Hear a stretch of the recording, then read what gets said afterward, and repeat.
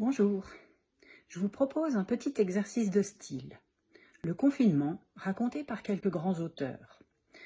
On pourrait imaginer Flaubert racontant l'ennui d'une jeune femme confinée avec son mari. Ou Balzac, qui raconte l'histoire de la fabrication du canapé sur lequel son héros est assis. Quant à Proust, son héros tombe pendant le confinement. L'odeur de l'herbe coupée lui remémore son passé. Pour Beckett, deux hommes attendent la fin du confinement qui n'arrivera jamais. Et Ionesco, le confinement attend la fin de l'homme.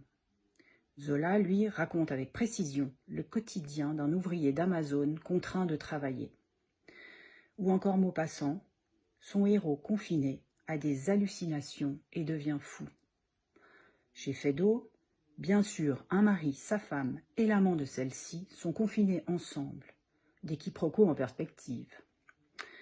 Ou deux personnes que tout oppose sont confinées dans la même maison. Ils tombent amoureux. Ça, c'était Guillaume Musso.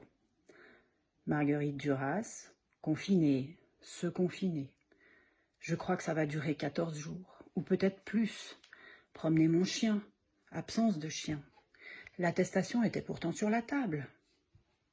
Stephen King invente un alcoolique repenti, confiné, qui est torturé par le fantôme de son frère jumeau mort à 8 ans, qui le pousse à tuer sa femme obèse et fanatique religieuse.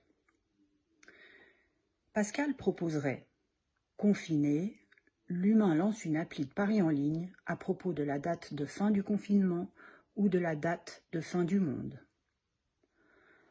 Un homme confiné s'ennuie, regarde une mouche courir sur son plafond. À la fin, c'est la mouche qui le regarde courir sur les murs. Vous trouvez? Kafka, bien sûr. Bukowski, lui, se lève à midi, boit une bière au petit-déj avant d'écrire le plus beau poème jamais écrit, en se grattant les couilles. Pour Camus, le confinement ne fait qu'accentuer l'esprit étroit de l'homme et enferme ses questions dans des bocaux sans réponse. Lamartine, un seul cas de coronavirus et tout est dépeuplé. J'imagine enfin Pennac et son adulte confiné qui retrouve son âme d'enfant et plonge dans des aventures imaginaires. À bientôt.